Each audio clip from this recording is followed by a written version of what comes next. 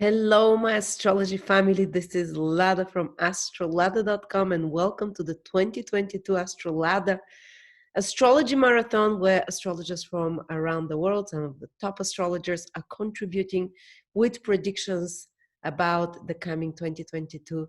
And we're kicking off with the amazing astrologer from Singapore, Donny. Hello, Donny. Hi, Lada. Thank you for joining me. And I'm Yes, very excited about your predictions because you always have some gems that you're such a great researcher and you look at astrology from such a different angle. I'm very fascinated for what you have to tell us about 2022. well, 2022, I wouldn't lie, it's not going to be great. We're still on that overall downwards spiral, the energetic downward spiral. But I do see a silver lining at the end of it, which is coming soon. So can I just share my screen and perhaps we can jump straight into it? Yeah. This is a chart that's coming from the very renowned Mundane astrologer Andrea Barbo. Oh, yes. And basically here, when we talk about the planetary cyclic index, the higher that it goes means that there's more tendency for the world in general to have more peace, and there's also prosperity. But right now, we are in 2020 to 2030. As you can see, 2020, we start having a dip. We've already been in a dip since 2015, by the way. And 2016 is when Trump got elected. And so, as you can see, we're just in a downward trajectory. And we will only bottom out to pre-2020 levels probably in the middle or towards the end of that time. That means probably quarter 2 or 3 of 2023. Okay. But still quite low compared to all the others. Wow. Oh yeah, but when you see after 2020, middle of 2023 onwards, we just go all the way up. So there's no place but to go up. Does he base his graph, this amazing astrologer, on the major conjunctions and cycles of the planets? Yes, and then for the audience, they may want to take a screen snapshot to see more in detail, like what actually happened in the previous ups and down valleys of this chart. But just know that we are, still going downwards. Like 2020, 21, 22. 22 is when we hit rock bottom, according to him. And then 23, there's almost like an inkling of some things improving, but it won't be as per pre-2020 levels. So 2022 is the lowest. 2022 is the lowest. 2023 is like right here, is slightly further up. Yeah. It's based, let me repeat again. I've read his book and he's incredible at predicting. He passed away. He's a French astrologer. He based his predictions with incredible accuracy based on the average mean of cycles of planets. So each planet, for example, Jupiter has a cycle with Neptune. When they join together, a new cycle starts, and so on. And we have recently in 2020 and continuing to 21, 22, we have a lot of planets starting new cycles. Yeah. And continuing actually into the future. Yeah. So this graph is more of like giving the audience who's not familiar with mundane astrology like a broad overview of what's coming up energetically. So, to be forewarned is to prepare yourselves, right? As we always mention. So let me just move on to my slides. And right here. Yeah, so today we are just covering the 2022 overall mundane forecast. And then I'll go on to talk about transits and a little bit of progressions to the country charts of the USA and also UK as well. I'll focus on this too because they are so closely interlinked. And before the US, actually UK was the one that holds the reserve currency. And before the UK, I think it was the Dutch guilders. And then right now it's the US. I do see something going on in the financial portion of the world, because as we know, the nodes are also changing from Gemini Sag to the material axis, which is Taurus Scorpio. So there'll be some things going on there. So we'll start off the year having Venus already gone retrograde, and she already gone retrograde since 18th to 19th of December of 2021. So by the time when 2022 swings around, she's really in their retrograde motion, and she will only leave the sign of Capricorn end of first week of March. So essentially, she will stay in the sign of Capricorn for a good 4 months, starting from November of 2021 all the way till end of first week of March of 2022. So when I think about this Venus retrograde, right, and it's in the sign of Capricorn, which is about government, big corporations, basically structures that are very much top-down. So I wonder if it also refers to old crusty lawmakers and the passing of bills as well, which is very much Capricorn's domain. And this Venus retrograde, like what I discussed with Ian in our Venus retrograde video a few days back on your channel, Venus will actually kiss Pluto 3 times. Mm-hmm. And there's an extended first conjunction and second conjunction back to back, starting from, I think, second week of December all the way till like Christmas or Boxing Day, 25th or 26th. So I wonder if over this period, the crusty old lawmakers will actually sneak in and pass some bills, mm-hmm. while everyone is perhaps feeling stressed because of they have to live with less, or altogether they have to celebrate Christmas in a very different way because of less money coming through, because of all that's happened in 2021 with all the mandates and people get fired or leave their jobs and all that. And this is one of my concerns when 2022 starts. Mm-hmm. And we also have Jupiter by transit leaving Aquarius and moving into Pisces, zipping past Pisces really fast, all the way till the first 10 degrees of Aries, then it retrogrades back right to the end of Pisces again. So in essence, this will leave Saturn in the sky, being alone in the sign of Aquarius for the whole of 2022. Mm-hmm. And so this leads me to think that 2022 has the tone of like the conservative undertow. And Saturn, as we know, is very much of the top-down energy. That's why Saturn rules Capricorn. So there's like this downward pushing energy for everyone to conform. Social norms to the greater social good in Aquarius. Well, but Aquarius can also be like a very, doesn't talk about emotions and very much like very extreme sign. Of course. It's the sign of the Antichrist. Don't forget Aquarius. Yeah. And what was it? From Game of Thrones, the Walkers. And so when Jupiter actually leaves Aquarius, it's almost like that freedom of alternative options or opinions is shutting its doors. That's what I see. Because Saturn is only left in the sign of tropical Aquarius in the sky for the whole of 2022. And Saturn, as we know, is all about regulations, rules, and mandates. Now that Jupiter is absent from there, I find that 2022, it doesn't give us that sort of opportunities, options, and even that small ounce of optimism that we somewhat felt in 2021. As we go through that year. So the grip of control tightens without even hope of freedom of some sort. It's like that chokehold just gets tighter. Mm-hmm. Wow. Yeah, that's how I feel about this.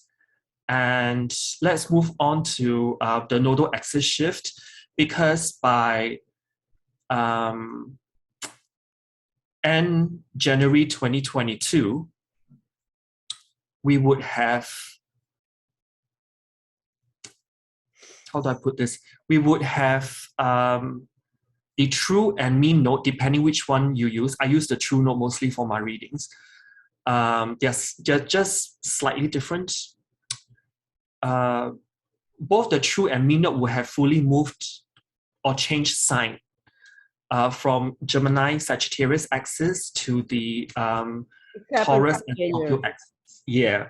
So it's there for the next 18 months. And I actually have the dates here. So the mean node will actually change sign to Taurus and Scorpio on 21st of December 2021, with the true node changing signs on 18th of January 2022. So it's about a 3 weeks-ish difference. And for people with planets in Scorpio, I would say the macro direction of growth in 2022 will be opposite of where your natural power source lie within you. And if we talk about, I mean, all of us, in some way, shape, or form, we may have something lying in the sign of Scorpio that's being activated by the transit South Node. So this can be that, because South Node is almost like that, it's the dragon's tail, right? So it actually drains out certain stuff. So if you have something in a sign of Scorpio, you may feel that your battery pack is being drained, and you're trying to just keep up with the basics of life, which is that opposite point, that transit Rahu or North Node in the sign of Taurus. And so this may be like a sense of like, Taurus rules generation, Scorpio rules regeneration. So we'll be going through this like cycle through and through as the nodes are transiting along this axis. And it also may bring about, since the South Node is in Scorpio, there may be themes of unending cycles of power struggles, or there may be a loss of power altogether that we may experience. Mm-hmm. So, I mean, many of us have, I would say, outer planet in Scorpio. They may be hit by this transiting South Node in, or K2 in Scorpio. So for those Pluto in Scorpio generation, you're probably born 1983 to 1995. If you have Neptune in Scorpio, it's 1955 to 1970. And if you have Uranus in Scorpio, which I have, and you have, Lada, we are born in that 1974 to 1981 bracket. And at the same time, we're also going through that Uranus opposition. And it's known as one of the classical midlife crisis transits as well. So this adds on to the theme of that midlife crisis. And some of you may have Saturn in Scorpio. So you'll be born in 1953 to 1956, 1982 to 1985, or 2012 to 2015. And for those who have North Node in Scorpio, you're probably born around 1938 to 39, 1956 to 1958, 1975 to 1976, and last but not least, 2012 to 2014. And so you'll be going through like a reverse nodal return, in 2022 and 2023. So for those who have South Node Scorpio, you're born around 1928 to 1930, 1947 to 1949, 1966 to 67, 1984 to 86, and lastly, 2003 to 2004. Which one do I want to mention more as well? Oh, for those who have Chiron in Scorpio, you're probably born around 1946 to 48 and 1996 to 99. And so you have South Node transiting there, and these themes that I just mentioned may be energetically manifesting in your life in 2022 to 2023. Because it was there for the good 18 months until the middle of 2023 when the nodes changed again from Taurus Scorpio to Aries Libra axis. So if we just bring ourselves back, since we are very much nearly done with this current transit of Rahu and Ketu in Gemini and Sag, recall when the South Node was in Sagittarius for the past 18-ish months, and all of us couldn't travel freely in one way or another, and our inclinations to roam, explore, and expand are excreted. because of the K2 energy, the dragon's tail energy. And all of us are stuck in lockdown and with no place to go. So I only can imagine people with lots of Sagittarius planets, how are they feeling? Probably not too great. I have a few friends very strong with Sagittarius, and they started meditating. They became very spiritual with kids. Oh yeah, I mean, if we that's talk the about side of it, yeah, that's the that good K2 energy, right? It actually helps you to spiritualize certain aspects of yourself as well. Yeah, they started astral travel, like really some kind of out of body experiences. So if you're at that level, but very few people are. So well, so this adds on to another point previously of the previous paragraph. Like for those people who have what did I mention? Pluto, Neptune, Uranus, Saturn, North Node, South Node, and Chiron that's transited by the South Node or K2 here. It's in Scorpio for that reason, yeah. Yeah, one of the possible manifestation is that you can actually spiritualize that part of you as well. Yeah. And last but not least, since we've got the transit North and South Node in the material axis of Taurus and Scorpio, anything to do with resource and being resourceful will be coming into the picture.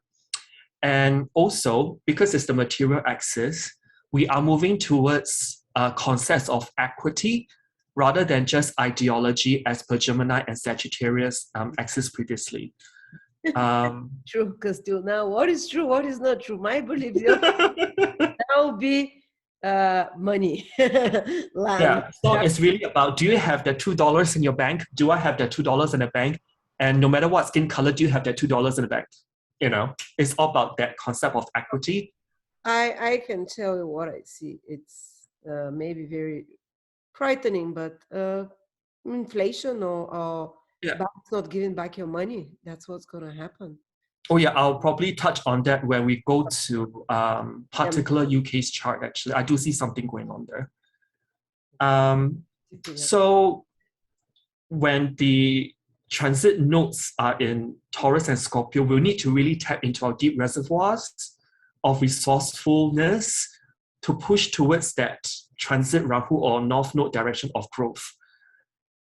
And this is only to satisfy our basic needs, which is Taurus. So major 2022 issues will still be that transit Saturn and Uranus square in the sky. Although it's not exact, the last exact one is right around Christmas week. But then of this year, 2021, but then in 2022, they're still in orb or is highlighted via eclipses as well. And so things like supply chain problems, natural disasters, and more upsets and shortages pertaining to basic necessities of life, even as fundamental as shelter and food. I think it's even more extreme than in 2021 because eclipses truly trigger now this, like you said. The Saturn square Uranus, it's truly the eclipses that were activated full time. Oh yeah. 22. So all these things may be highlighted like at the housing bubble, for example. People speculate on housing prices and just sends it off the roof. At the same time, there's just not enough to go around to eat. But as you know, humans are very resilient. I always believe that, and we get very creative when times are hard. You know, and that Taurus North Node actually tells me that we'll be getting more creative with our resources, whatever that we have left. And that South Node in Scorpio really takes whatever, like make the most lemonade out of lemons, whatever that we have as well. So with Uranus also in the same sign as the transit North Node in 2022, this tells me that it's really like a gardening revolution. So if you have not started a garden yet, 2022 might just push you to make it happen on a collective level. Because collectively, we are moving towards having your own home garden.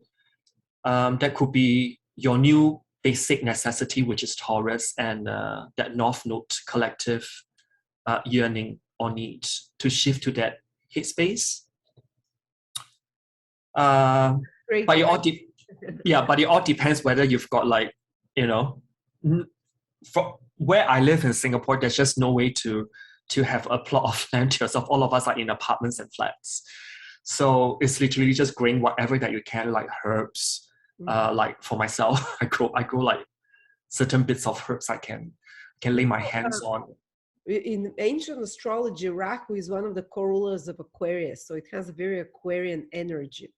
So Rahu in Taurus, I think maybe people connecting again in some kind of networks to exchange foods and goods will start happening. Grassroots from the bottom down. This is very Rahu, very Aquarius, and for food and for basic goods, which is what Taurus is, and for resources. So and the modern ruler of Aquarius is Uranus, is also in Taurus. So we are getting very much creative. I wonder if Lada will go back to that barter trading thing. More, it might come to that, you know, people who are included in some countries, they even talking of blocking your access to your bank account if you don't have the liquid. The liquid, yeah. It might come to that, or because Rahu is one of the most inventive planets. Because Rahu tricked the gods into giving him the juice of immortality. So it might come to that the people that are, like the bottom feeders that are excluded from society become very inventive, even using so-called illegal ways, because Rahu was not afraid to achieve its goal, no matter what means.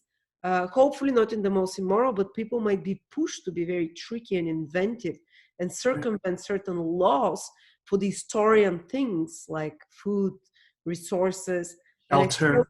Yes, there'll be a lot of inventions in that, or the start of some system, so for those that excluded of society to exchange the resources. So that's on the higher positive level. Anyway, carry on. Yeah. And another thing that I've looked at in terms of painting the macro themes of 2022 is to look at, actually starting from this year, are there any things that keep repeating itself in terms of zodiacal degrees? And yes, I did find quite a couple of important ranges in the zodiacal wheel in which I want to highlight. So the first one will be that recurring activations in the zodiac from 0 degrees to 2 degrees of Aquarius in particular, because on 24th of July of this year in 2021, there's an Aquarius full moon at 1 degree 26 minutes of Aquarius that occurred. And this is very much highlighting that 2020 grand conjunction of Jupiter and Saturn at 0 degrees of Aquarius. And in 2022, on 6th of March that day, Venus and Mars will actually kiss each other at 0 degrees of Aquarius again. So highlighting that 0 Aquarius degree. And lastly, on 7th of December of 2024, I think I've mentioned this in our astrology marathon last year. I did put up the chart of this date on 7th of December of 2024.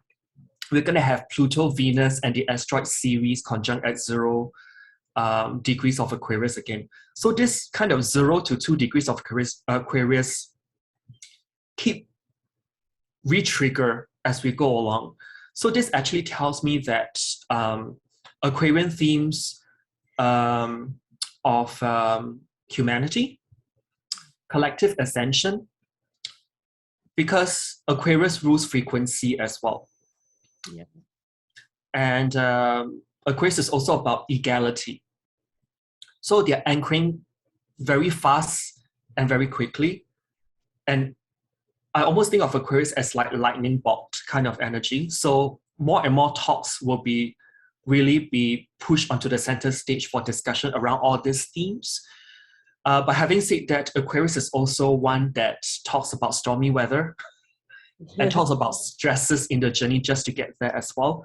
So hang on tight, I said here, as we undergo this acceleration of current times, because Aquarius can rule acceleration into that air era, what I call that post-2020 era.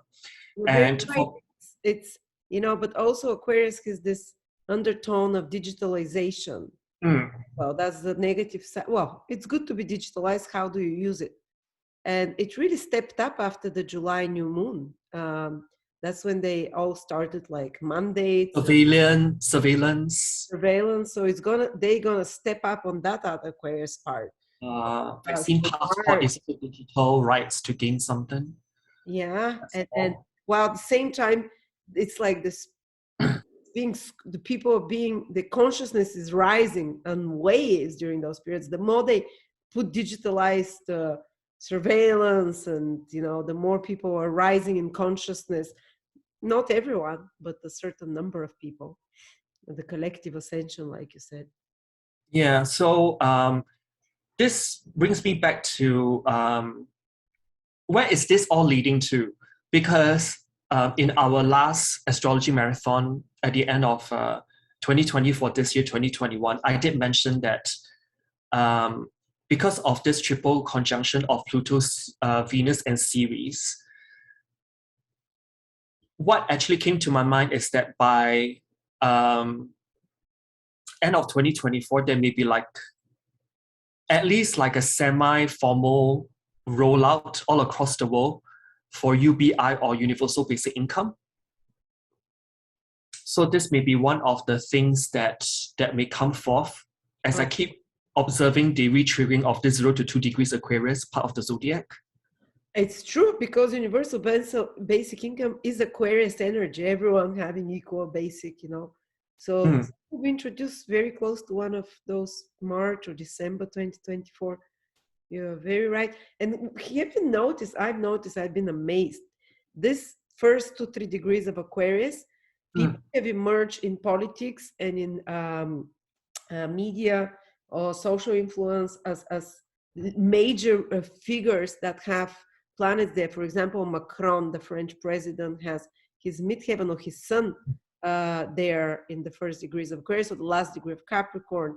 And I checked a few other, like the boss of the monetary fund, such ones that are rising now in influence, but also the resistance, people from the resistance. Yeah.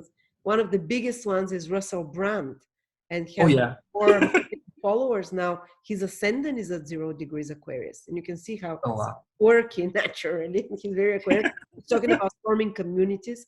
So from both sides, such Aquarian first degrees people are rising in prominence from both sides of the narrative.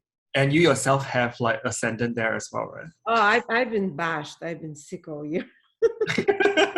Well, but that's because you do have transit Saturn, Pluto, midpoint, hovering over the first few degrees of Aquarius. So that's understandable. But just let you know that it will clear around January. Oh, please. I haven't been able to work much. It's so stressful. So since we're talking about the first few degrees of Aquarius, I just want to tell, at least show people there are 2 ways we can see this age of Aquarius. Pardon me for the color code. I'm not talking about the Matrix here, although the Matrix movie will be coming out soon. Whether you want the blue pill or the red pill. I love it. So do you want, on the blue side, how do you want your age of Aquarius to be, honestly? Do you want a sense of community? Or you want to take the red pill and be just all of us become misfits of the system and all of us are just driven into isolation? Or do you want to live as a global nomad or citizen? Or maybe even galactic citizen, now that Elon Musk is going to Mars, right? And the blue pill also includes all of us are doing our authentic work and be our authentic selves. Whereas on the flip side, it can be everything is artificial. Yep. Do you want a life of freedom? Or do you want to live in a dystopian world? Do you want a world that's full of diversity? Or do you want one that's very centralized, as in people tell you what to do and you just have to, all of us are just existing, you're not living. And as you mentioned earlier, Lada, everything will be digitalized or automatic that can be used into our advantage. But then on the flip side, it can be mechanized, as everything is very robotic, there's emotion. and There's all no that. feeling connection with what you're creating. Yeah. And also, Aquarius on the positive side can be referring to like groups of people coming together. But then on the flip side, it can be hegemony. Hegemony here means that there's like a leadership or dominance by definition, especially by one state or social group over others as well. An alternative definition can be like the political, economic, and military predominance of one state over other states. So quite a few here in the red side can be the shadow side of Aquarius, which is the Leo end of things. And it's not only the Leo kind of stuff, it's also the dark side of Aquarius. Because mechanization is not. But usually I see things like an axis. Yeah. So like the shadow side of like Leoness coming through as well. Yes, yes. Yeah. So if you decide to take the blue pill, it can be breaking free. I think like this year, was there like news talking about the Great Resignation in the US? Great what? Like, the Great Resignation. A lot of people are resigning from their work because they can't find that meaning anymore. Sorry. Oh, that's interesting. You know, that's what Rudolf Steiner, the great prophet and esoteric teacher of the 20th century, said, that one of the dangers of the future, what is happening already, is that people are so disconnected from what they're working. They're not connected emotionally to it. Or if you work in the factory, you're doing one part, you don't see the whole thing together. So there is no emotional connection with what you're doing. And he said these will be the perfect conditions for the arrival of Ahriman, which is, kind of AI that he talks about and such kind of stuff. Because you don't feel any meaning. Sorry, I went on. No, because the thing is that I find it really uncanny that I've been talking to younger folks. Some of my clients are actually pretty young, and some of them also decide to step away from the job that they found no higher meaning in. You know, it's almost like the frequency I talk about, that Aquarian energy. It's not vibrating at a level whereby they resonate with and can stick onto. Mm-hmm. And when I see this, the Great Resignation going on in the US and other developed worlds, I see this as an air era response to the old bullshit that the Earth era has been putting on us. To what? Sorry, I didn't understand. It's like the air era response. Air era? What is that? AIR, we are in the air era, because all the Jupiter-Saturn conjunction will be in air signs. Air era. Yeah, air era, sorry. Oh. Yeah, sorry. Yeah. Yeah, the air era response to the old Earth era bullshit. Bullshit. Okay. Yeah, that we've been subjected to. I've been in the, I've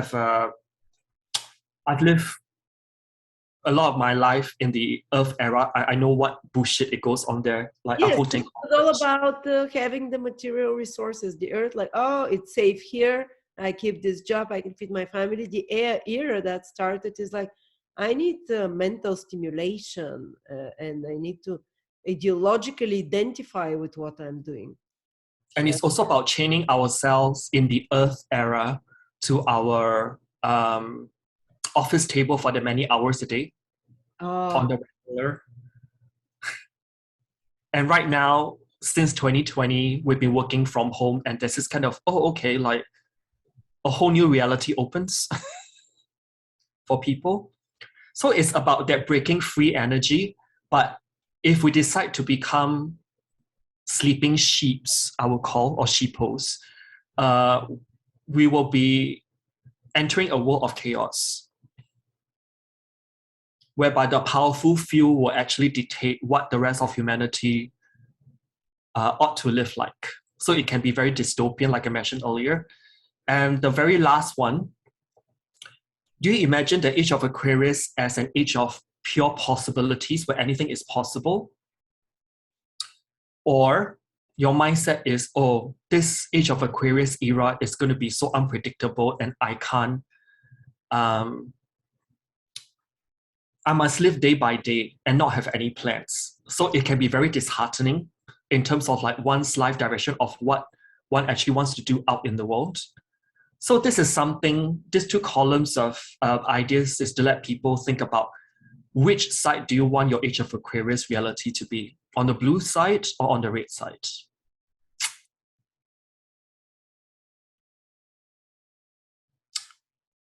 So the next part that I want to talk about is besides 0 to 2 degrees of Aquarius, I keep seeing 22 degrees of Aquarius being triggered as well, zodiacally. So on 4th of April of next year, we're going to have a Mars-Saturn conjunction at 22 Aquarius. And that is the same degree where Jupiter actually stationed direct on October 18 of 2021 this year. And when I look deeper into that Mars and Saturn conjunction at 22 Aquarius next year, it is forming a very tight square to the nodal axis. Because when that conjunction happened between Mars and Saturn, the transit Rahu or North Node will be at 22 Taurus, so it's close to exact square. And Moon has just separated from North Node then on 4th of April of next year. So this actually makes me think that because it's a fixed axis square, and anything that's fixed axis is very much material driven. And this to me also represents a time, probably around April of 2022, where there can be like an expenditure of large sums coming of money for the sake of progress, which is Aquarius themes. And things like scientific research, atomic and nuclear power is also Aquarius, and also social welfare projects. That's very Aquarius themed things may drain the Taurus royal or national treasuries, because Taurus in mundane astrology can rule those things. And this is on the back of promising for a greener earth. What this tells me is that because it's a square between Mars and Saturn and the nodes, this represents stresses or challenges or something are at odds with each other in what to give and what to save, and what to change and what to preserve. That's in the backdrop of like global austerity and scarcity.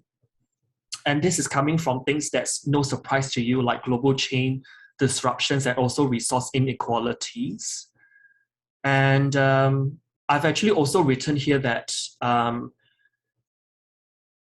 Mars actually activated the Saturn and Uranus square of 2021. I think it just happened this month earlier when Mars entered Scorpio. So it formed like a T-square with Saturn and Uranus. And I've backtracked to those days, and I found out that the new variant, the Rona variant or Omicron or something, emerged from South Africa around then. So very, very interesting, or very coincidental. But in astrology, nothing's really coincidental, really. Everything happens like clockwork. And for people who want to do Scrabble work, Omicron, if you rearrange the letters, it can form the word moronic, by the way. And this Saturn-Uranus square is still active but not exact in 2022 and is highlighted by those eclipses. So it's going to bring more power into that supply chain disruptions, governmental mandates versus bodily autonomy issues, on top of like resource inequalities. All those things will be really highlighted via the upcoming eclipses in 2022, even though they are separating. So I've actually looked at the Sabian symbol of 22 of Aquarius, this repeated degree in the sky. And it talks about the discipline of self-control. And when I look into the meaning of what this degree really means, it's really talk about the taming of our powerful animal nature to harness it as a resource. But then if it's used on the lower vibration, this talks about really the employment of like systems, mandates, surveillance, controls, regulations, and all those to repress people's animalistic anger, power, and passion. So there's this kind of pushing it down because of this Saturnian energy that we mentioned at the beginning of this talk, to keep those anger and passions in check. It's almost like I've written here non-expressive conformance. So it's to really push us to become like, it's almost like not emotionally connected with ourselves and just move on together along with their agenda kind of energy. And I would say around April of 2022, there may be some either unavoidable conflicts going on in the world. And April is also the time where there's another thing going on in the sky. And this will be happening at 23 degrees of Pisces, because there's repeated activations at 23 Pisces. So just 1 week after 4th of April 2022, when transit Mars and Saturn conjunct square the nodal axis, we're going to have Jupiter and Neptune conjuncting at 23 Pisces.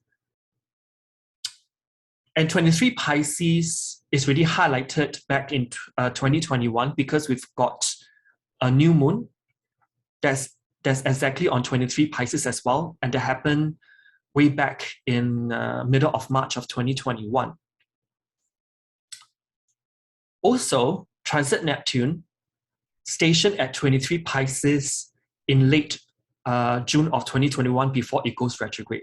So you can see 1, 2, 3. There's a lot of this 23 Pisces energy going on in the sky that keeps repeating itself or keep weaving that energy into our psyche and consciousness globally.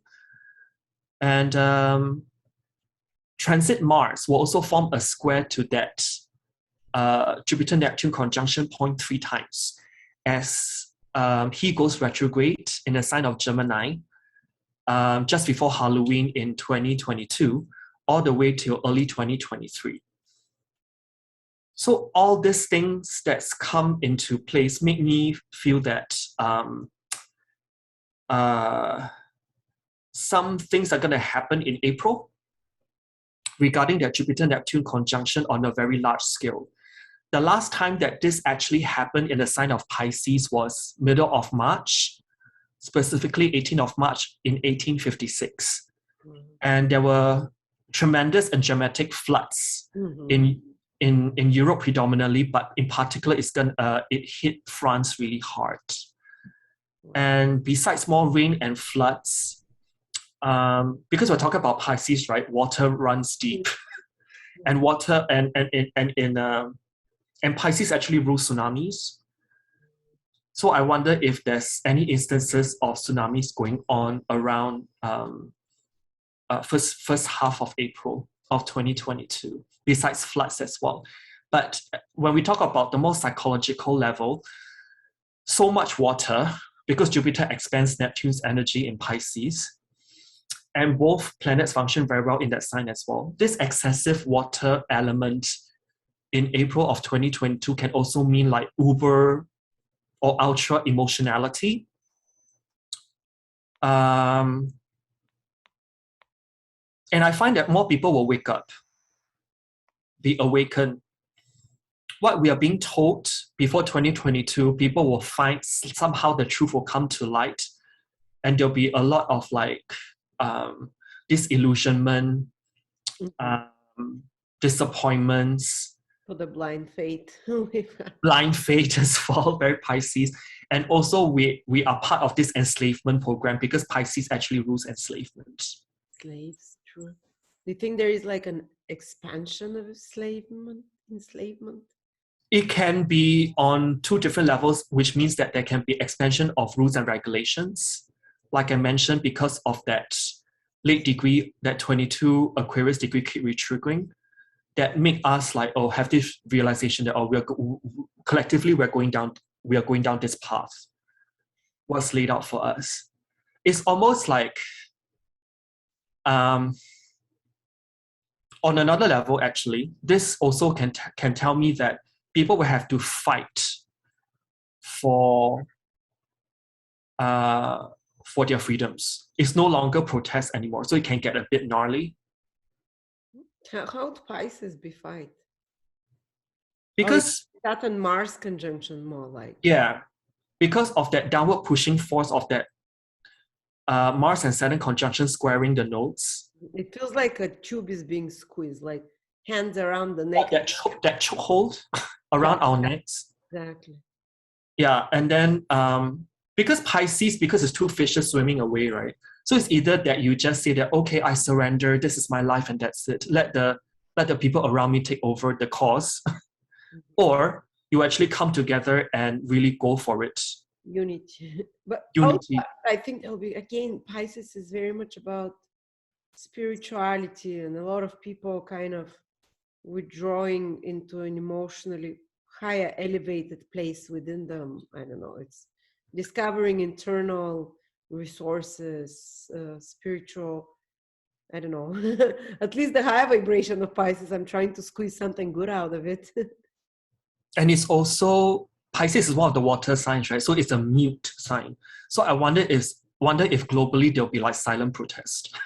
Oh, meditations, people unite in big meditations, because you see protest, there'll be the violent protest, Saturn Mars conjunction in April. There will be, yes. Because so it's like a twofold. About social activity, but Pisces is about the power of the spirit, and with Neptune and Jupiter, maybe people will turn to God now and say, yeah. Pisces to me is that diamond consciousness of oneness, all of us merging into that diamond consciousness. And so like silent protest as in group meditation all over the world. Me saying this actually sends shivers down my spine, but it's very much of like coming together in like the thousands or if not tens of thousands and sit down and really like meditate together and really raise the vibration of things. I think that's really the answer. Because if we get too violent, they'll involve military, what's that called? Martial law. It's dangerous for that. But I think the power of love of Pisces, with the power of psychic power, basically doing it psychically. I hope people form. Maybe people will be so desperate by then that they'll see, why not try it, you know? But I also am a bit worried with the Jupiter-Neptune conjunction, because Pisces rules unemployment. Pisces rules dematerializations, like suddenly loss of a lot of assets, you know. Pisces rules confinement, quarantine, camps, also rules prisons. And there can be like explosion and no boundaries for quarantine camps, imprisonments, because Jupiter. And also Pisces rules refugees. Unemployed refugees, exactly. So, but all these things, they can be beautiful things as well. Let's not scare people. They can be a boom of art, of internal inspiration. The Piscean blessings, they're soul blessings. They're not on the material level. They're of the soul, they're of the richness of the internal experience, they're of soul growth. On such level, it's not so visible externally, but I hope, you know, and there is of love, of those values that are invisible, intangible, and virtues, the virtues. And it's unconditional love as well, because it's in the sign of Pisces' of exaltation. Exactly. Sorry, Venus's exaltation, sorry. Some of us might turn to that, seeing that the path of violence, or the path that our voice, the chokehold is becoming too strong, like you said. Our hands is being twisted. So what else but turn to spirituality and to such like very invisible means that can, like a tidal wave or tsunami, can make a shift, hopefully. So that's where my hope is, my gleam of hope with this combination. And to address your question regarding like, oh, Pisces, why is it violent? It's also about transit Mars hitting this conjunction point at around middle of May in 2022. And when Mars actually triggers this 23 Pisces point, where Jupiter and Saturn kissed in the second week of April, this can be escalation of it can be escalation of violence. People they are very self-righteous because Mars, Jupiter, and Neptune all mush together. I can see like a virtuous fighter archetype. So there may be something going on in the middle of May, especially around plus minus a few days before Mars hit that 23 Pisces degree. But then in April, I must mention there's one day that's very good. I think it falls on 30th of April. For some people, will be 1st of May of 2022. That is when Jupiter and Venus kiss at 28 of Pisces. And I think Venus at 28 Pisces is also at its exaltation degree as well. So if you have something nice to plan on 30th of April or 1st of May 2022 where you are, that's one of the, I would say, a very nice day out of the whole year in 2022 to plan something nice for itself. I also want to mention that on probably the last week of July to the first week of August, there will be this clustering of Uranus, Mars, and Rahu together at 18 Taurus. And when this happens, it's very close to squaring 22 degrees of Aquarius. So there's something that's re-triggered in the last week of July, the first week of August, that's going to highlight this whole theme that I just mentioned regarding that 22 Aquarius degree. So look out for that period as well. And so if I actually combine all the things I just mentioned until now, you will find that April, May, and August onwards are active periods for the year 2022. And I just recalled that when April swings around, there could be like another major wave of the Rona coming our ways. Because we're talking about Neptune nonetheless, and Neptune can rule, those things. And it might not be even corona, it might be some other disease. It can be, yeah. Pisces is all invisible. Anything invisible in Jupiter, Neptune remove any boundaries to the spread of such invisible things. And this can be on top of natural disasters pertaining to water, as in floods or tsunamis around April of 2022. And just a lot of chaotic energy, I would say, around April as well regarding infringement or outcries, stripping out civil rights and all that. And there may be even more tight hold or choke hold of enforced lockdowns as well. There also can be like an increase in global retrenchment as well, because Jupiter, Neptune in Pisces can also rule retrenchment. What does retrenchment mean? Retrenchment means you're made obsolete on the job. There you go. What do you mean? Oh, like being fired? Yeah, being laid off. Yes, that's an employment. Pisces is an employment. Yeah, so that as well. And do I want to mention anything else? Anything more cheery? Anything more cheery? Honestly, when I did the slides, I got to take a few breaks. I know, you told me, you said it will be heavy. I tried to like raise the energy of this presentation, but there's only so much I can do. Well, I think the good side will be in the personal lives of people.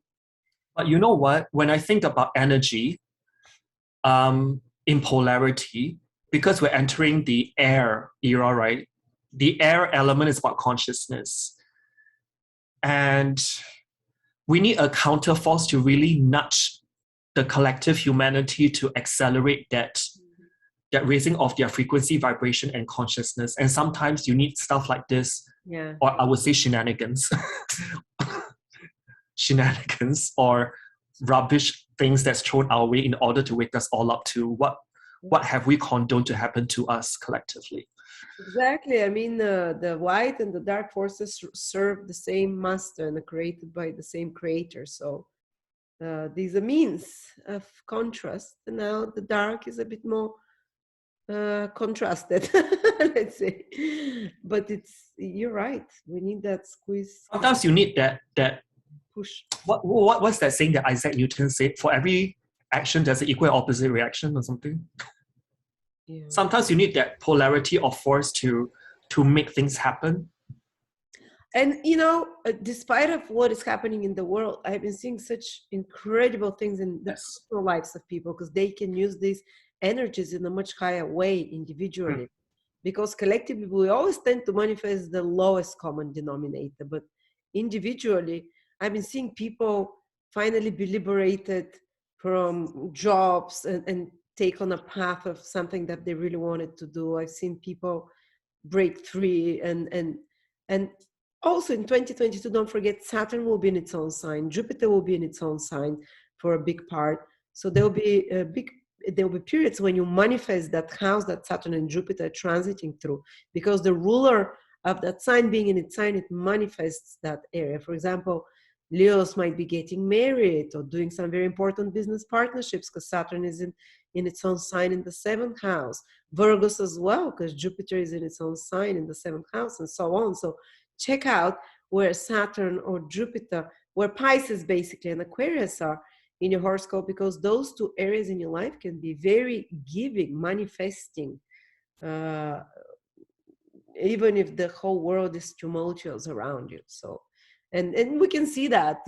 Yes, 2020, 2021 were very bad collectively for humanity, very difficult, but some new billionaires were created. So in the midst of difficult astrological aspects, they can be personal growth and positive developments. Anyway, carry on. Yeah, and well, because this Jupiter-Neptune conjunction is exactly on my 7th house cusp. Oh. Maybe something will happen. Well, fingers crossed. And I just want to mention also that,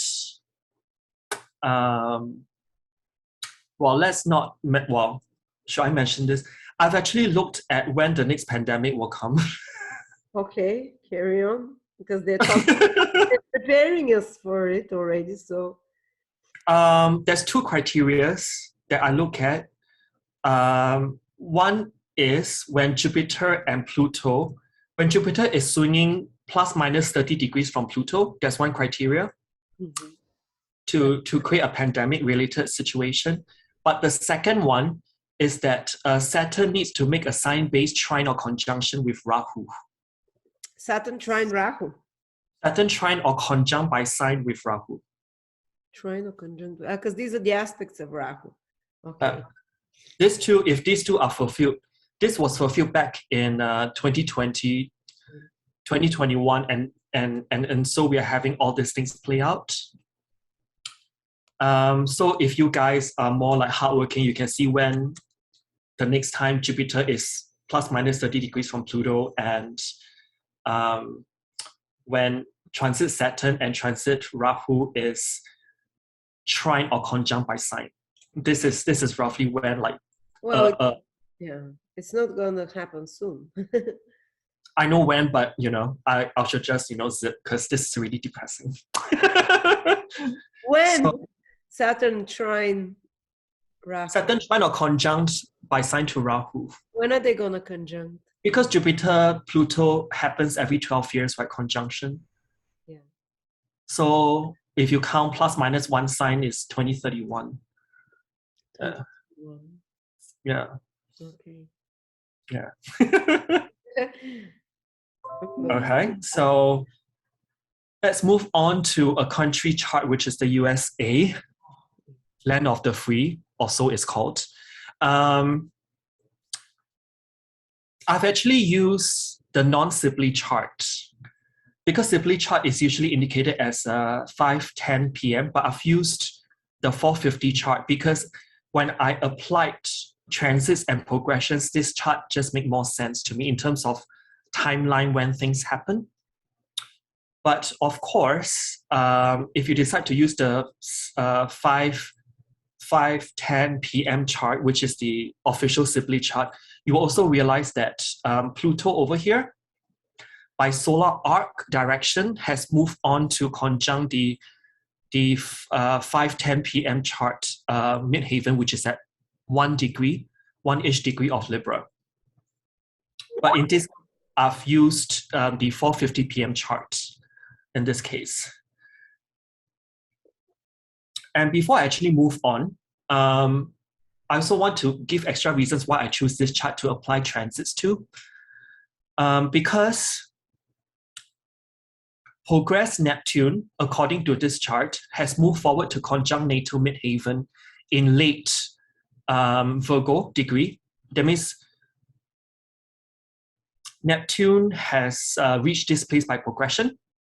If I use this chart, and Neptune has reached the natal midheaven point since February of this year in 2021. And when I think about this progress Neptune hitting natal midheaven of a country's chart, this actually lasts from, or the effects of this will last from 2021 to 2058. So a good 37 years. This progress to natal aspect will be active. And as I mentioned earlier, if you decide to use the 20 minutes later Sibley chart, you will also know that, like I mentioned, Pluto is, by solar arc direction, will hit the midheaven of USA's chart as well. So if you talk about Neptune and Pluto, these two energies, it's really the whole revamping of a whole country's image as the world's superpower. Mm-hmm. So I wonder if, with all these things going on, just by looking at these two things, whether US will stay as the world's superpower as well. And another reason why I chose the 4:50 p.m. chart is because there's an angular Uranus going on, conjunct the 7th house cusp as per this chart. And this chart is very much bang on point because of that recent insurrection that happened in January of 2021. There was a chart that's derived for the moment whereby there's an insurrection, and the ascendant is at 8 degrees of Gemini. Mm-hmm. Mm-hmm. So Uranus stormed the White House or whatever it was. So Uranus descendant totally describes that energy. And also, if we rewind slightly back 2 months before January 2021, in late November, 30th of November of 2020, we've got an annular lunar eclipse at 8 degrees of Gemini as well. And there's a very important fixed star over there. Was it Aldebaran? Mm-hmm. So all these things just syncs up. So that's why I decided to go with this chart and apply transits to look for 2022 energies for USA. And the last time that progress Neptune has hit natal midheaven, that was back in 1859. And 1859 was a very dicey, unstable, uncertain, unstable kind of atmosphere towards the leadership direction of the USA. And the last time that progress Neptune hit the natal midheaven, it stayed there for a good 29 years, from 1859 to 1888. So what actually happened in this 29 years, starting from 1859? Abraham Lincoln was elected in 1860, but he was assassinated 5 years later in 1865. And over this time, when progress Neptune is on the natal midheaven in the USA chart, the American Civil War broke out in 1861 and it lasted till 1865. And James A. Garfield was also assassinated in 1881 as well. For those who are familiar with American history, all this ties in really into the progress Neptune to midheaven, natal midheaven conjunction. And if we look at the themes that's going on there as well, and apply it to what's going on in recent times over the past few decades, I do see a linkage, because it's like back then in the 1859 to 1888, for those few decades, there's an abolishment of slavery. And then not forgetting, in 2021, we've got Black Lives Matter. Do you see that? Like it's almost like history repeating itself. And when this thing happened as well, in the mid 1800s, towards the late 1800s, there's also like the rise of capitalism, and the beginnings of Wall Street actually happened in 1872. And in recent years, there's also the Occupy movement that also involved Wall Street as well. And also in the 1800s, there was this thing called the women's suffrage. And in recent years, we've got a Me Too movement. You can see how this Neptune, by progression, hit the natal midheaven. Some things are repeated in terms of themes. So I've applied transit to the USA chart I mentioned. And what I want to describe is that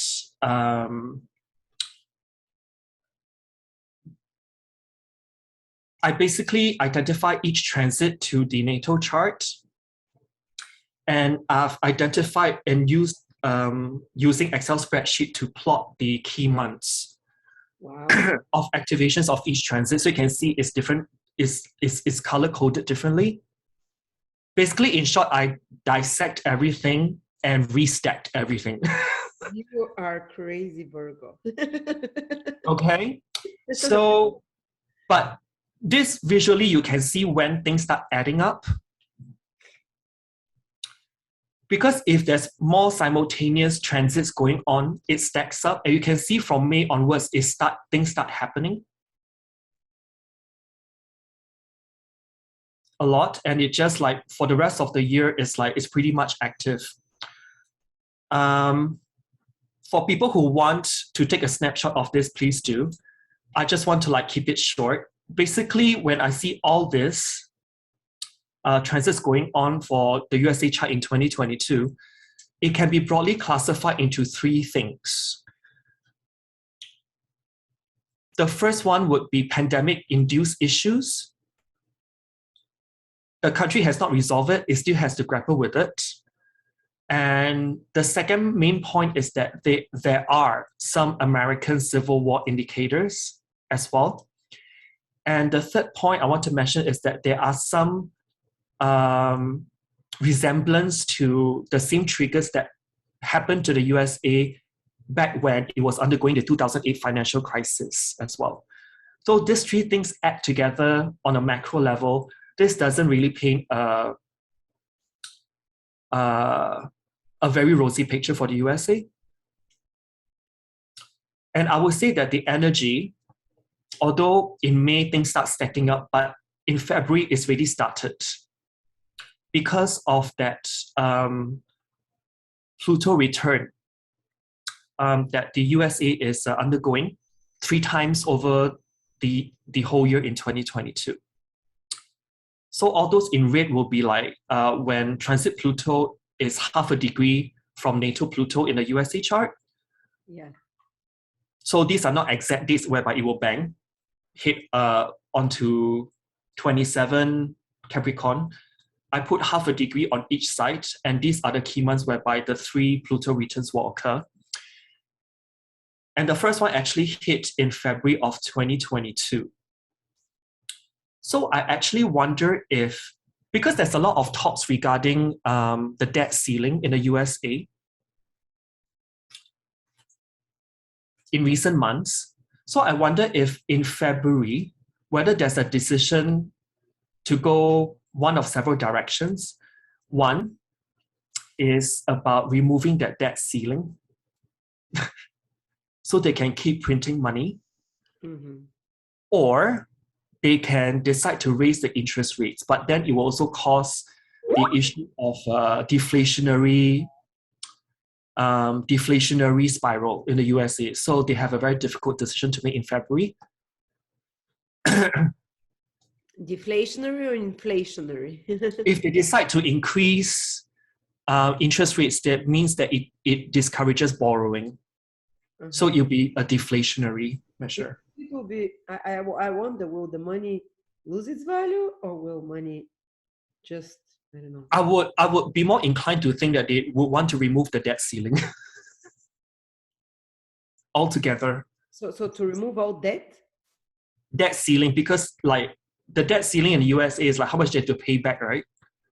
If they remove the debt ceiling, they can keep on printing that fiat money, in which we have like lived, for me, all my life since I think the decoupling from gold standard happened during Nixon's time back in 1971, when he decoupled the USA from the gold standard.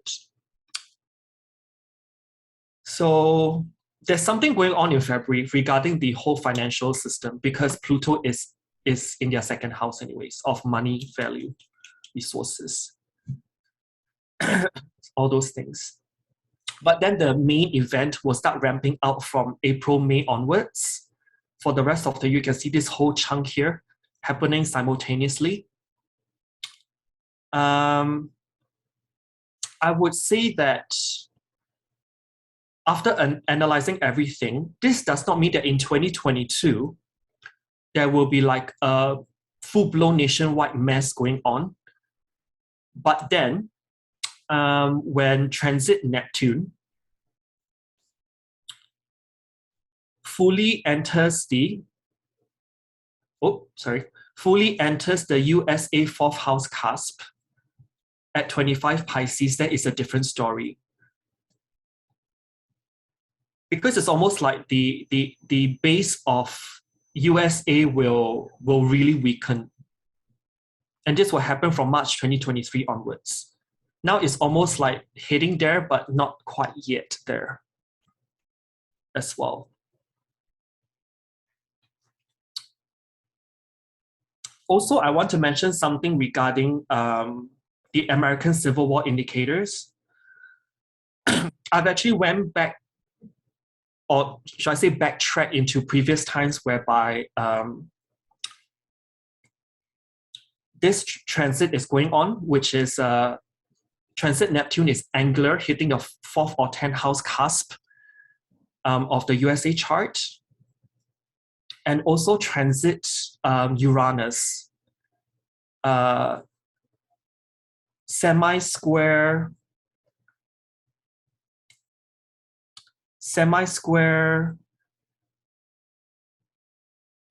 that, no, transit, wait, hold on, just pardon. Transit Jupiter in Aries in the 4th house, forming a semi-square with Uranus. Yeah, right here. These two are what I call the American Civil War indicators. There's also a third one, which is, sorry, I'm a bit lost here. Even I'm lost by my analysis. Okay, there are 3 things I want to mention. Okay, so these 2 are correct. Transit Neptune on angles, 4th and 10th house cusp of the USA chart. Transit Uranus, semi-square Venus in the 7th house. and also transit Jupiter, particularly in the sign of Aries, sextile Uranus on the 7th house cusp. These three are what I find repeating itself. That's like the prelude to some kind of American Civil War-ish energies, which I found. And I've actually backtracked to May 1855 to February 1860. This is where these three transits are piling up from each other. And the American Civil War did start in 1861. And the second time when it happened, there was a slight difference. Jupiter's transit is still the same. That's in Aries, sextiling Uranus. And transit Uranus is semi-squaring natal Venus. These two are the same. The third one is slightly different. This time, I think I'm talking about the late 1930s. Transit Neptune was over the midheaven of USA's natal chart. All these three transits pile up on top of each other in the late 1930s to early 1940s. And then shortly after, USA is involved in World War I against Germany. And right now in 2022, you've got 1, 2, and the third one I've not put here are also occurring again. So this leads me to think that the actual Civil War-ish energies will be more falling into next year's energies for the USA. I hope I'm clear.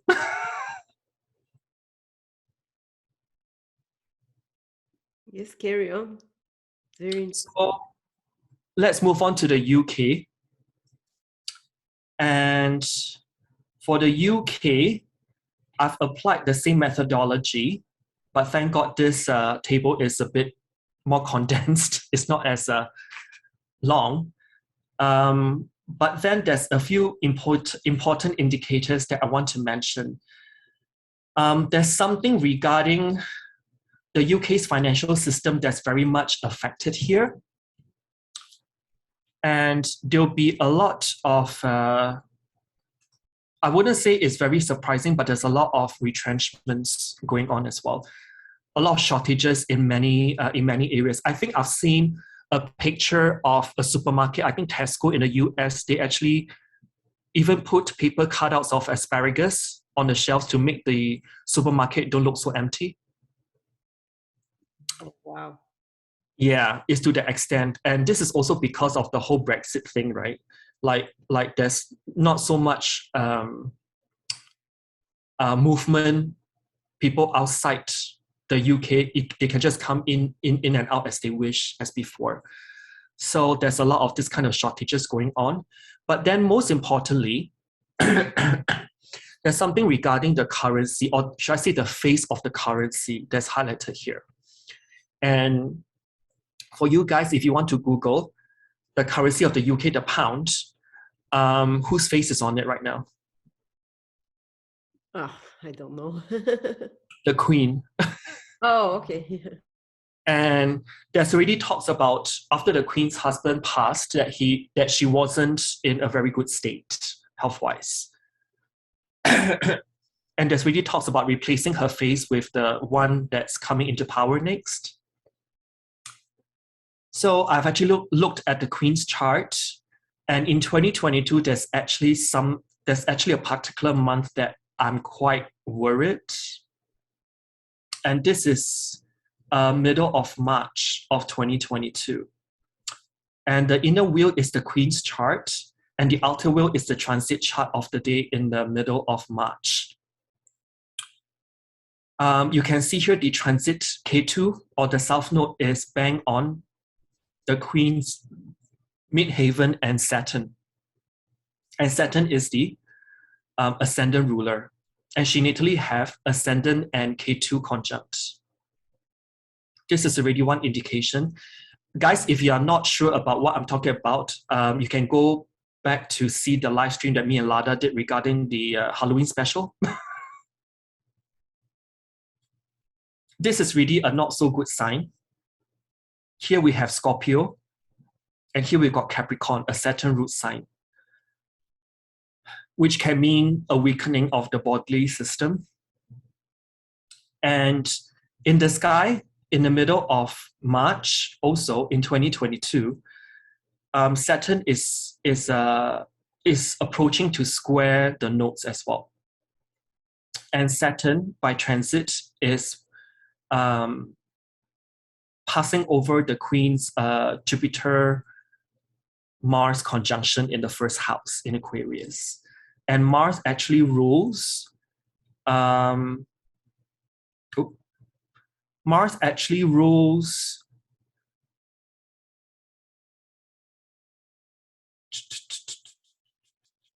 the MC here again. So there's a lot of 10th house, first house emphasis, and it's aspected by transit K2 and transit Saturn.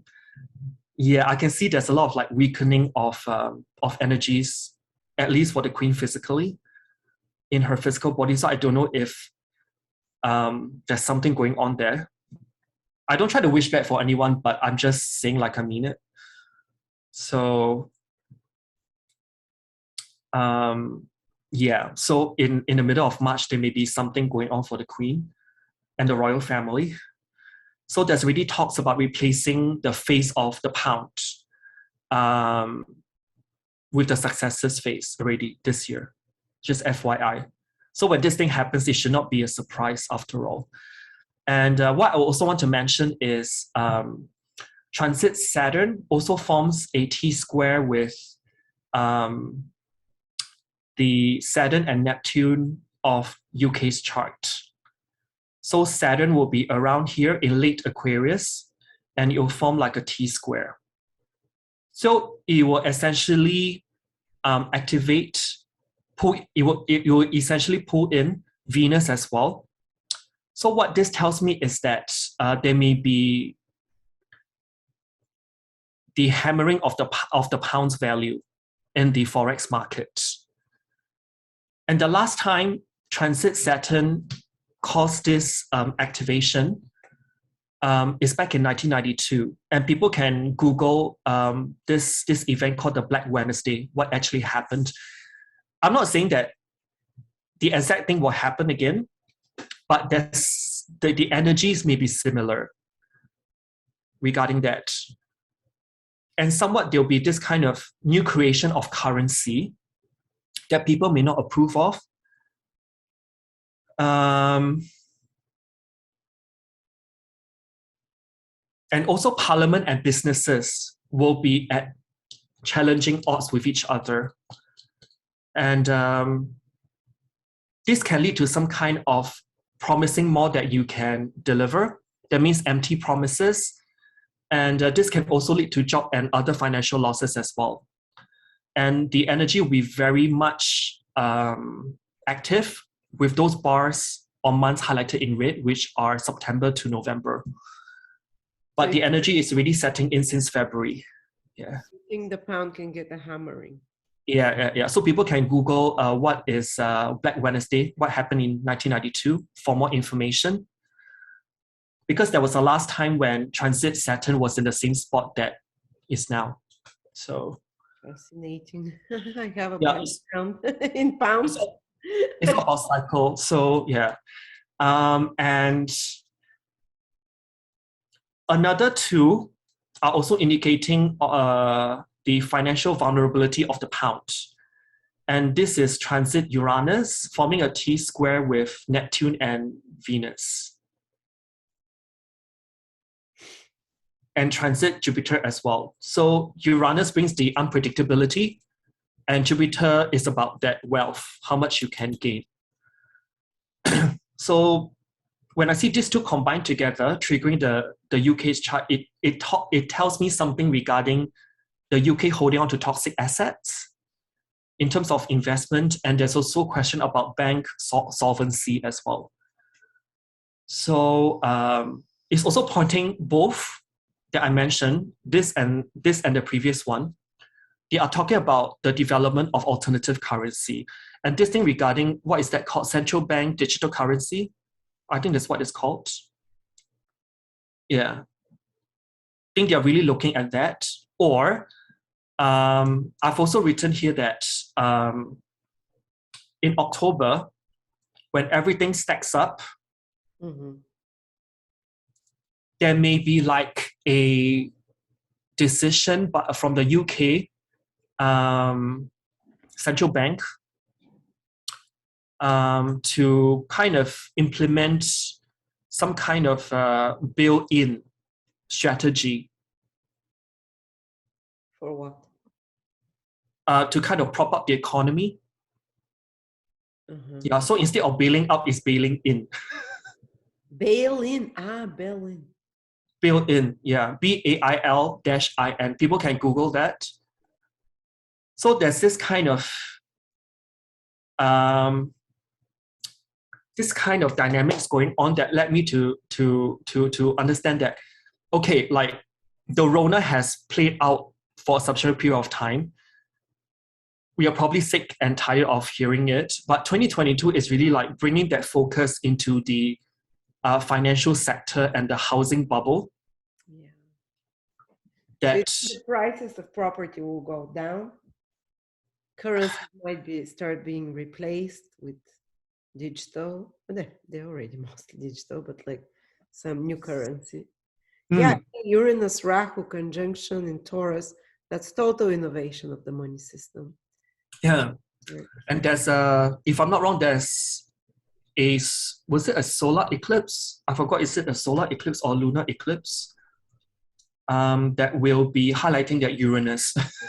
Yes, absolutely. Uranus. Let me see if when is that going on? I think it was in May already. Oh, it's a total lunar eclipse happening around 8th of November of next year. Yeah. At 16 Taurus, that's the total lunar eclipse. Yeah, exactly. Uranus kind of will be. And Moon and Uranus is less than a degree apart. Wow. Yep, guys, get ready. Well, what do we do if we have savings? I mean, the more traditional way of investment will be like, gold and silver coins. And if some who are more adventurous, they can go into crypto. At least a small portion. Just, I wouldn't say just dump everything into crypto. I think there'll be like also unless you can see your money going up and down every day, most of us just can't. Yeah. I'm watching it. My husband has his moon in Taurus, and he's been having digestive issues from all those up and down. I know, and it's like depending how much that he has put in, it really can screw you up health-wise from all the anxiety. You know what I mean? So yeah, just housing issues for the US will be like American Civil War indicators coming up for them like 2023. I see it more of like 2023 than 2022 because of some supportive influences that help to diffuse it. But then that where it's all going. And this 2008 financial crisis indicators is tied to housing anyway, the housing bubble. Yeah. Wow. And how these two countries are so interlinked. That's why I chose these two to analyze, and how we are in this global economy. So anything that happened to these two countries, that just reverberates out to the rest of us. Well, thank you so much, Donny. You've made such an incredible job of compiling all this information, researching it for us.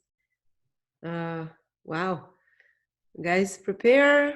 Interesting times. And Donny, are you doing personal readings for 2022 predictions? I've just put up a 40-minute reading service on a discount for people. And maybe you'll have a reading for 2022. Uh,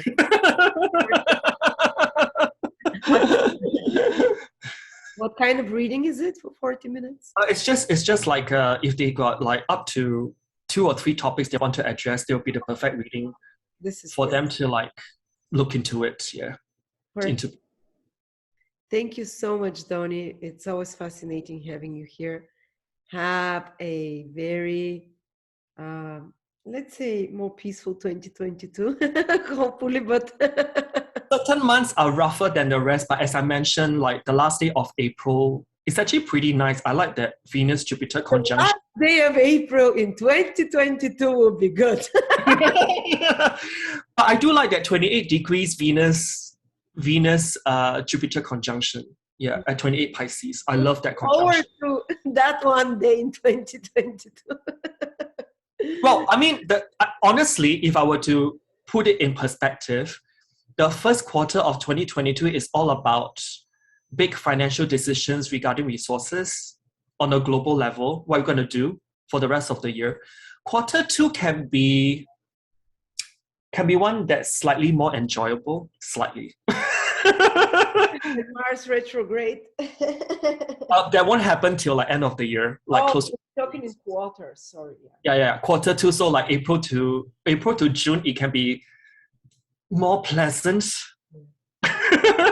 And then when Mars goes retrograde just before Halloween and activating all those eclipses that we've just had in Gemini, Sag axis, yeah, it won't be the most pleasant time. And of course, media wars and social media wars are starting again. Or maybe we need alternative new media to come up. Yeah. But it's again, the Gemini, when it goes retrograde, is the sign of 2 siblings that are being, Mars is very divisive energy, so there'll be separation as well. It's either you agree with me or we just fight like crazy, right?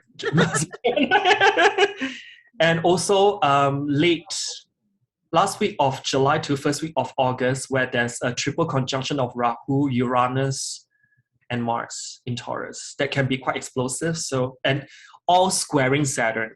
When is that? Last week of July 2022, all the way till end of first week of August. Oh. Okay. Yeah. I think there's going to be a T-square involving Mercury as well. Wow. So Mercury on one side, Saturn on one side, all squaring. Mercury in Leo, probably. Mercury in Leo, Saturn in Aquarius, all squaring everything in Taurus, which is Mars, Uranus, Rahu. Yeah, I wouldn't want to go out around that time. Like, yeah. If I can, I'll just like pour my, 5 to 10 kilos of Epsom salt and just bathe in it. You know what I mean? Time to discharge so much harsh energies around then. Yeah. Wow. So what degrees is this happening around? So those people are warned with Leo, Aquarius. The triple conjunction, you mean? The T-squares, the triple conjunction. The triple conjunction in Taurus will be at 18 degrees of Taurus. So if you have something from around 15 to 21 degrees in the fixed signs, Leo, Scorpio, Taurus, Aquarius. Oh my God, that's my whole family. And well, I mean, it's time to do some. It can be used for something good, as in since it's a T-square, right? Mercury, Uranus, Saturn. Time to go for retreat. Uh-huh. I can hear my daughter screaming. Thank you so much, Donny. Wonderful presentation. And let's hope next year you have better news. No, the end of next year for 2023. I'm not sure after 2022 forecast what's the response, but people can put it in the comment section below how I did.